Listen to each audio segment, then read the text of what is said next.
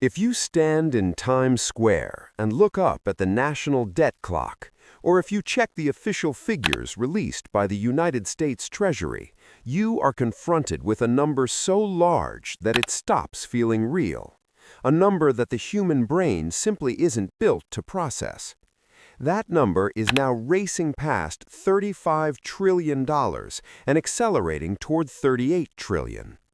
To put that into perspective, imagine stacking 38 trillion $1 bills, not side by side, on top of each other. That stack wouldn't just reach the moon, it would pass it. It would disappear into space. And yet, for decades, this number was treated as meaningless. Politicians shrugged, economists reassured. We were told deficits didn't matter, that the government owed the money to itself, that debt was harmless as long as the economy kept growing. The national debt became like a score in a video game, big, flashy, a little scary, but ultimately irrelevant. That illusion ended in 2024. We have entered a new era of fiscal reality, where the debt is no longer an abstract concept. It is no longer theoretical. It has become an active force, a predator feeding directly on the federal budget. For the first time in American history, the United States government now spends more money paying interest on its debt than it spends on national defense. Think about what that actually means.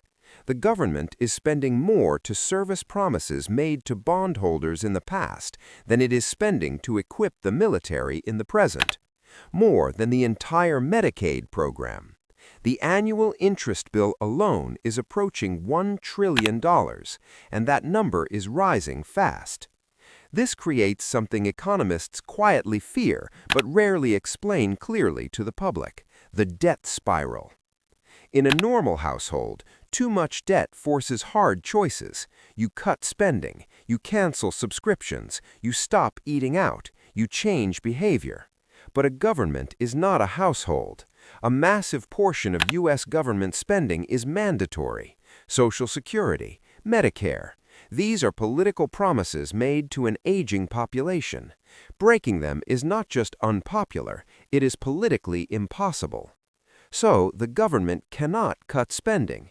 Instead, to pay interest on old debt, it must issue new debt.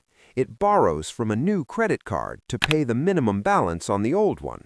That increases total debt, which increases next year's interest payments, which requires even more borrowing. This is not mismanagement, it is math. And it creates a feedback loop that grows exponentially. The truly terrifying part is this: there is no conventional way out. Historically, there are only 3 ways a nation can reduce a sovereign debt burden of this size, and 2 of them are effectively impossible in the United States today. The first option is austerity, massive tax hikes and brutal spending cuts. To genuinely balance the budget, income taxes would need to double, or the U.S. military would need to be dismantled. Neither will happen. Any politician proposing a 30% cut to Social Security would commit political suicide. Any president proposing a 70% tax rate would be removed in a landslide. The American economy is addicted to government spending. Pulling the plug would trigger an immediate depression. Austerity is not on the table. The second option is default. The government could simply announce it will not pay. Countries like Argentina and Russia have done this before. But for the United States, issuer of the world's reserve currency, default is the nuclear option. The global financial system is built on one foundational assumption, that U.S. Treasury bonds are risk-free. Every bank, every pension fund, every international trade contract relies on that belief. If the U.S. defaults, the global banking system collapses overnight. Trade freezes, credit cards stop working, markets implode. It would be financial apocalypse. So, explicit default is impossible. That leaves only one option, the option every empire eventually chooses, the soft default. You don't refuse to pay the debt. You pay every dollar, but you pay it in money that is worth far less than when you borrowed it. you print the difference. This is not a conspiracy theory. It is the unspoken policy of the United States government. It is financial repression, a system designed to quietly transfer wealth from savers to the state. The strategy is simple. Keep interest rates below inflation. If the government owes $30 trillion and inflation runs at 5%, the real value of that debt shrinks by 5% every year. In purchasing power terms, $1.5 trillion disappears annually without raising taxes or cutting programs. Bondholders are paid in full, but their money buys less food, less housing, less life. We are now living through a historic shift known as fiscal dominance. For decades, the Federal Reserve was the master. It raised interest rates to fight inflation, even when it caused pain. Today, the Treasury is in control. The debt is so large that the Fed cannot raise rates high enough to truly kill inflation without bankrupting the government. If rates return to 10% like the 1980s, interest on $38 trillion would reach nearly $4 trillion a year, more than total federal tax revenue. The government would collapse.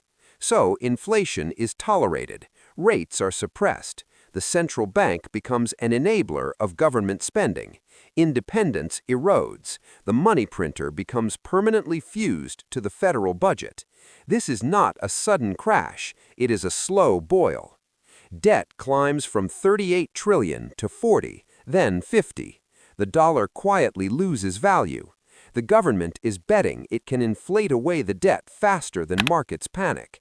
Print too slowly, and debt overwhelms the system. Print too quickly, and hyperinflation erupts. The target is 4 to 5% inflation for a decade. That sounds manageable until you understand compounding. At 5% inflation, your savings lose half their value in 14 years. By the mid-2030s, half of the national debt and half of your purchasing power are erased. At Financial Notes, we focus on how this actually works in practice. The first mechanism is the captive buyer. In a free market, reckless borrowers pay higher interest, but the U.S. government can't afford that, so it rigs demand. Banking regulations force banks, insurance funds, and pension funds to hold treasury bonds. Classified as high-quality liquid assets, they are mandatory. Returns don't matter, losses don't matter, compliance does. The second mechanism is CPI manipulation. Social Security payments and inflation-protected bonds are tied to the Consumer Price Index. If inflation is officially higher, the government must pay more. So inflation is redefined. Substitution bias, hedonic adjustments. Steak becomes hamburger. Quality replaces cost. On paper, inflation looks low. In reality, living standards fall. Using 1980s methodology, inflation today would be roughly double the official number. The third mechanism is fiscal dominance itself. When foreign buyers step back, the Federal Reserve becomes the buyer of last resort. It prints money. That is quantitative easing. Asset prices inflate. Stocks rise. Housing explodes. Wealth looks real, but it's a mirage. You have more dollars, but each dollar buys less than it used to. The verdict is simple. The United States will not default loudly. It will inflate quietly. Savers are the donor class. Asset owners are the beneficiaries. History shows that when subtle methods fail, governments act openly. In 1933, Executive Order 6102 criminalized gold ownership in the United States. Wealth was seized under threat of prison. In the next episode, we will expose the full story of the Great Gold Seizure and the legal precedents that still exist today. Because when debt meets desperation, nothing is truly off-limits. Subscribe to Financial Notes. Stay informed. I'll see you in the next chapter.